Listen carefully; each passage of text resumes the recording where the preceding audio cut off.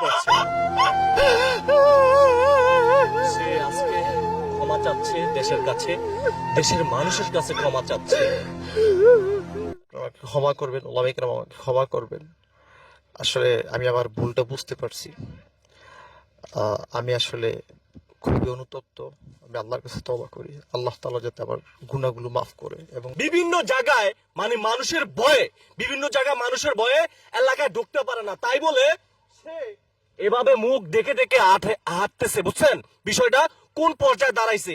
এভাবে মুখ দেখে দেখে বিভিন্ন জায়গায় হাঁটতেছে, জঙ্গলে জঙ্গলে ঘুরে বেড়াচ্ছে এই মানুষটা। তবে দর্শক, আরেকটি কথা আপনাদেরকে বলে রাখতে চাই, এই মানুষটা, ওনার পিছনে একটা সময় অনেক মানুষ হাঁটতো, দেখলে সালাম দিত। আজ ওনার পরিস্থিতি দেখুন, বিভিন্ন জঙ্গলে ঘুরে বেড়াচ্ছে। কিন্তু কারণ একটাই, টিকটকের পথে নেমেছে এই যুবক ছেলেটি। চিন্তা